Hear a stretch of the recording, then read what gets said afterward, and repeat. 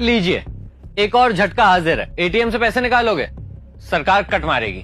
सिर्फ balance check करोगे, सरकार तब भी कट मारेगी। 1 मई से किसी दूसरे बैंक के एटीएम से बैलेंस देखने पर 7 रुपए और पैसे निकालने पर 19 रुपए कटेंगे। एक तो कुछ कमाई नहीं, कुछ कमा लिया तो बचत नहीं, ऊपर से अगर खाते में कम रुपए हैं तो मिनिमम बैलेंस चार्ज दो। अगर अकाउंट का कम इस्तेमाल करते हो तो इनएक्टिविटी चार्जेस दो। चालान या डिमांड ड्राफ्ट बनवाना हो तो भी पैसे दो, और ट्रांजेक्शंस के लिए एसएमएस अलर्ट चाहिए तो भी पैसे दो। यहाँ तक कि एनईएफटी के पेमेंट्स करने हो तो भी एक्स्ट्रा पैसे लगेंगे। हालांकि इतने सबके बावजूद अब अगला कदम देखना इंटरेस्टिंग होगा। हो सकता है कल को बैंक में घुसने पर एंट्री फीस लगे, या फिर यूपीआई पेमेंट करने पर भी चार्जेस लगे। और अगर अकाउंट में ज्यादा बैलेंस दिख गया तो सरकार चार्जेस 2 मोड ऑन कर देगी। एटीएम नहीं, सरकार अब आपकी जेब को ही कैश विड्रॉल मशीन बना चुकी है।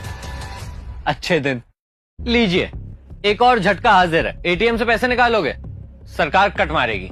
सिर्फ बैलेंस चेक करोगे, सरकार तब भी कट मारेगी। 1 मई से किसी दूसरे बैंक के एटीएम से बैलेंस देखने पर 7 रुपए और पैसे निकालने पर 19 रुपए कटेंगे। एक तो कुछ कमाई नहीं, कुछ कमा लिया तो बचत नहीं, ऊपर से अगर खाते में कम रुपए हैं तो मिनिमम बैलेंस चार्ज दो। अगर अकाउंट का कम इस्तेमाल करते हो तो इनएक्टिविटी चार्जेस दो। चालान या डिमांड ड्राफ्ट बनवाना हो तो भी पैसे दो, और ट्रांजेक्शंस के लिए एसएमएस अलर्ट चाहिए तो भी पैसे दो। यहाँ तक कि एनईएफटी के पेमेंट्स करने हो तो भी एक्स्ट्रा पैसे लगेंगे। हालांकि इतने सबके बावजूद अब अगला कदम देखना इंटरेस्टिंग होगा। हो सकता है कल को बैंक में घुसने पर एंट्री फीस लगे, या फिर यूपीआई पेमेंट करने पर भी चार्जेस लगे। और अगर अकाउंट में ज्यादा बैलेंस दिख गया तो सरकार चार्जेस 2 मोड ऑन कर देगी। एटीएम नहीं, सरकार अब आपकी जेब को ही कैश विड्रॉल मशीन बना चुकी है।